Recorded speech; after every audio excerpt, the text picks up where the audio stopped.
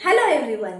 तो आज हम बातें करेंगे उत्तर प्रदेश के शेर, स्पष्ट वक्ता, भगवाधारी, हिंदू युवा वाहिनी के संस्थापक, गौ वंश के रक्षक और हिंदुओं के रक्षक हमारे सीएम योगी आदित्यनाथ जी की।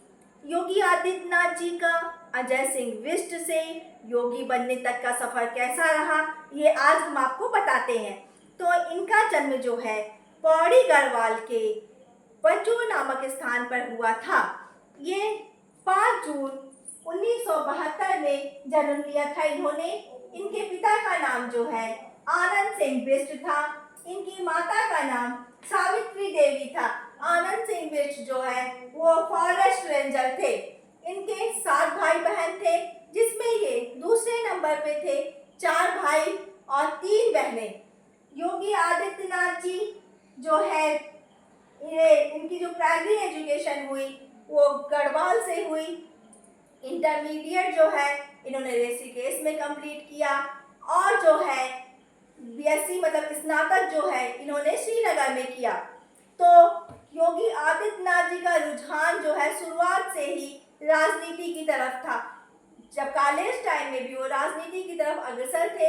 उन्होंने एक बार चुनाव भी लड़ा था जिससे वो हार गए थे। उसी समय इन्होंने देखा राम मंदिर आंदोलन तीव्रता पकड़ा हुआ।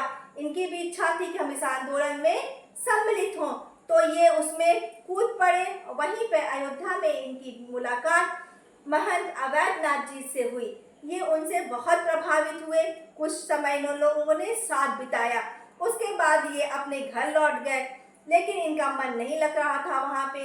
और जो है 21 वर्ष की महज 21 वर्ष की छोटी उम्र में इन्होंने अपने माँ बाप को बिना बताए हुए अपना घर त्याग दिया और महंत अवैधनाथ जी के पास चले आए।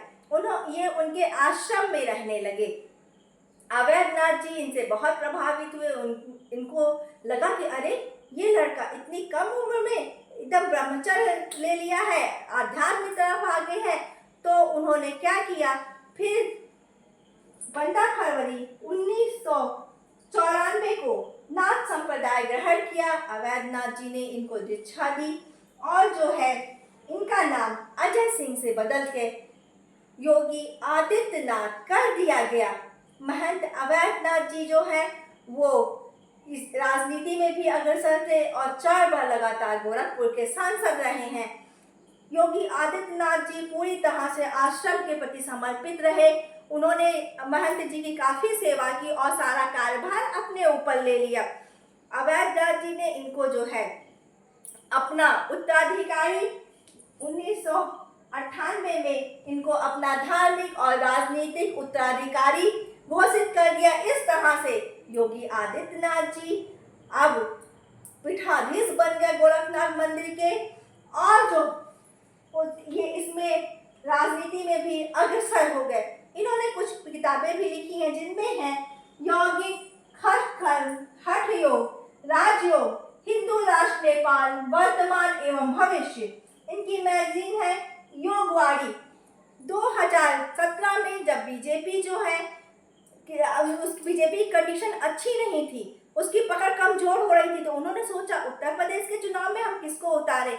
उन लोग की मीटिंग हुई गोरखनाथ मंदिर में। फिर ये डिसाइड किया गया कि नया चेहरा योगी आदित्यनाथ जी का होगा। और योगी आदित्यनाथ जी जो कि अपनी एक मजबूत पकड़ बना चुके थे, क्योंकि वो लगातार गोरखपुर से सांसद रहे, उनको एक तरह से उन्होंने कहा है एक हाथ में वो धर्म और एक हाथ में बंदूक लेके चलते हैं। इसका मतलब ये है जितने भी बुरे लोग हैं वो उनसे डरते हैं। वो कहते हैं मैं घर में घुस के मारूंगा। तो इसीलिए उनके समय में महिलाएं बेधड़क कहीं से कहीं भी जा सकती हैं। मैं तो संतुष्ट हूँ। मैं उत्तर प्रदेश में रहती हूँ, मैं संतुष्ट हूँ, क्योंकि योगी आदित्यनाथ जी जैसा मुख्यमंत्री कोई हो ही नहीं सकता। वही हमारा भविष्य। उन्होंने हमको बहुत आगे कर दिया। उत्तर प्रदेश का नाम अब हर कोई जानता। भारत के हर कोने में और भारत के बाहर भी हमारी पहचान योगी जी की वजह से ही बन रही है।